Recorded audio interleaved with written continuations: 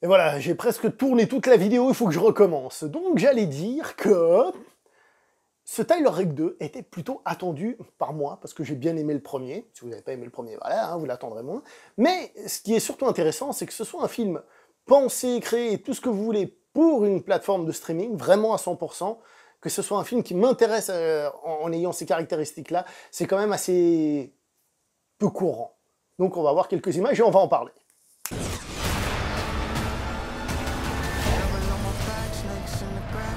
Bon, tout le monde est ok? Les enfants, ça va?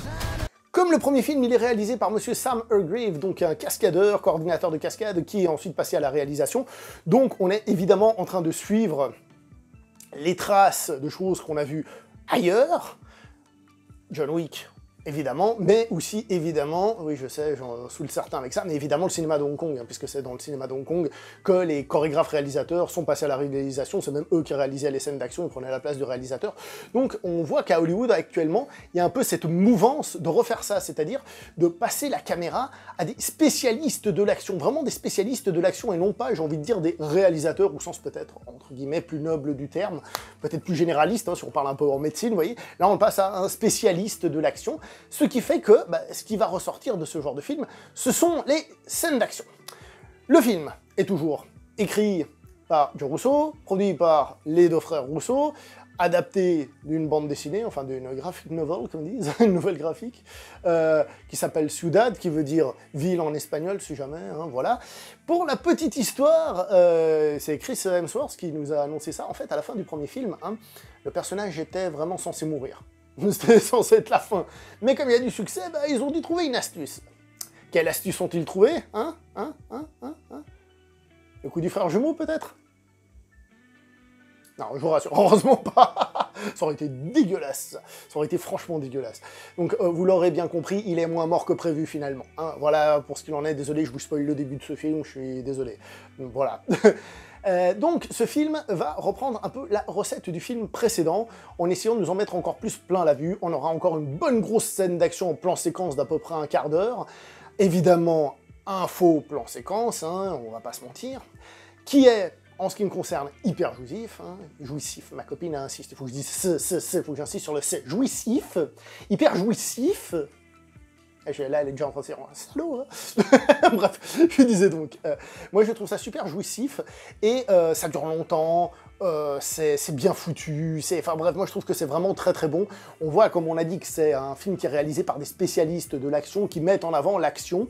C'est moins chorégraphié qu'un John Wick, en mode je contrôle, je fais des arts martiaux, c'est plus un peu un combat un peu sale, hein, qu'on veut là-dedans, un peu plus commando, j'ai envie de dire, même si ça veut rien dire, mais cette sensation un peu plus de boum, un peu plus sale, quoi, tout simplement. Et on peut se poser des questions. On peut se poser des questions suite à cette scène. C'est le but de faire en plan séquence. Quel est le but? Parce que maintenant, des plans séquences, on en a partout. C'est un faux plan séquence. Ça se voit que c'est un faux plan séquence. Mais je reviens là-dessus après si j'oublie pas. Mais quel est le but? Quel est l'intérêt? On en a vu beaucoup des plans séquences dernièrement. Il n'y a plus le côté un peu sportif de faire un plan séquence, de dire ah t'as vu, on s'est forcé à le faire, c'est trop bien, tu vois. Quel est le but?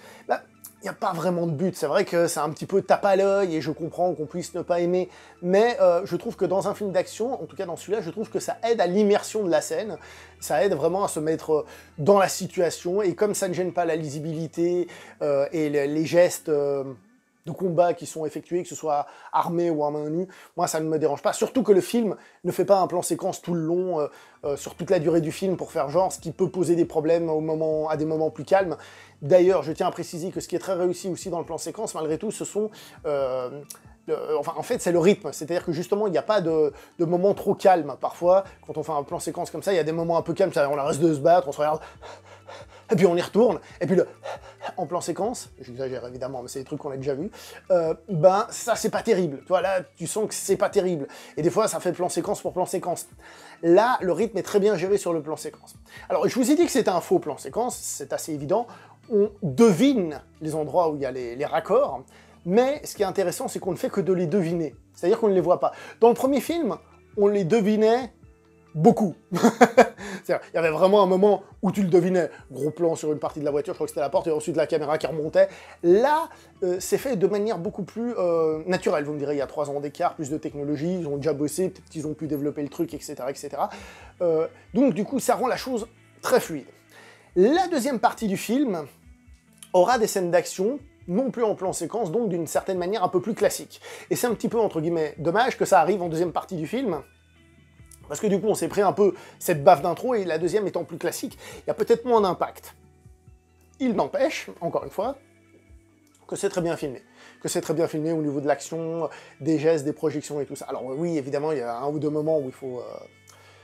la fameuse suspension d'incrédulité, vous savez, 2-3 moments où peut-être, voilà. Mais globalement, ça reste très bien fait. Donc, niveau action, j'ai pas trop à me plaindre. Niveau effets spéciaux, il y a 2-3 moments où, en effet, on est un petit peu obligé de mettre des effets spéciaux, c'est pas là, il y a le plus gros budget, blablabla, oui, c'est vrai. Et à ce niveau-là, c'est un petit peu dommage. Je rappelle que le faux plan séquence, il y a plein d'effets spéciaux dedans, évidemment. Donc, il y en a qu'on voit, mais j'ai pas trouvé que ça... Comment dire, que ça tuait le film. Non, je trouve pas que ça tue le film, ça peut attirer l'attention, mais ça ne tuera pas le film, en tout cas, selon moi. Au niveau du scénario, je avais trouvé le premier un peu faible, pour tout vous dire, je m'ennuyais un peu pendant les scènes où on développait le personnage. Bon, c'était là, tant mieux, parce que sinon on aurait dit que c'est que de la baston. Là, ça m'a paru plus intéressant, ça m'a paru, hein, c'est subjectif, ça m'a paru plus intéressant parce que c'est intégré directement aux scènes d'action, on va dire, à la situation d'action, et on ne perd pas spécialement de temps à développer ce truc-là en mode je fais de l'action, je fais une pause, je fais de l'action, je fais une pause. Ça se marie un peu mieux tout ça. Et ça, j'ai trouvé que c'était très bien. Niveau des acteurs, il faut que vous sachiez qu'il y a Olga Kurylenko et Idris Elba qui sont dans le film. Si vous regardez le film pour eux, le regardez pas, hein, ils apparaissent à peine. Hein, voilà. Si jamais ils sont là, ils sont au casting, c'est bien sûr la pancarte sur l'affiche, hein, pour attirer les gens dans le cinéma, pas de bol, c'est sur Netflix. Mais voilà. Chris Hemsworth, bah, il reprend son personnage. Mais d'ailleurs, Chris Hemsworth, c'est moi où il fait beaucoup de films pour les plateformes en ce moment. C'est une question hein, que je me pose. En tout cas, je pense qu'il prend le boulot qu'on lui propose. Et bah, moi, je le trouve très bien dans ce qu'il fait. Et ce qui est surtout intéressant, c'est que justement, il doit être bon aussi dans les scènes d'action. Alors, maintenant, avec les effets spéciaux, quand est-ce que c'est une doublure, auquel on a mis sa gueule, etc., c'est compliqué. Mais globalement, je trouve que dans l'aspect scène d'action, en tout cas, on ne se sent pas lésé. Pourquoi on ne se sent pas lésé? Bah, entre autres, parce que justement, c'est pas un pratiquant d'arts martiaux, le mec. Ce que je veux dire par là, peut-être qu'il en a fait un peu, mais ce que je veux dire par là, c'est que la manière qu'a se battre du personnage, c'est justement un peu rentre-dedans, un peu bam, boum, bam. Et du coup, bah, il y arrive très bien et il est très crédible là-dedans. On va pas se mentir, j'allais dire qu'il y a un nouveau courant de cinéma d'action Hollywood, je suis pas certain, parce qu'il y a eu quelques films dérivés un peu de John Wick, il y a eu celui-là, entre autres, mais j'ai pas forcément l'impression que la sauce prend plus que ça. Mais moi, qui adore le cinéma d'action, si on me refait un cinéma d'action lisible, bien foutu et tout ça, je ne suis pas contre du tout. Voilà, ça ne me dérange absolument pas. Et moi, c'est le genre de cinéma que je kiffe d'un point de vue film d'action. J'aime évidemment d'autres genres de films, mais vous savez que j'adore le cinéma d'action. Et ça, c'est du cinéma d'action que j'aime. Il a un côté un peu rétro. Hein, ce sont des films presque un peu rétro, dans le sens, bah ouais, bah c'est Chris Hemsworth, et puis c'est un balèze, et il va se battre. Oui, il a des défauts, heureusement, hein, sinon ce serait un Gary Sue, c'est pas le cas. Même si il est très balèze niveau fight. Et j'ai trouvé le film, franchement, très bon. Pour moi, ça fait partie des productions que je préfère sur Netflix. Voilà, ça c'est dit.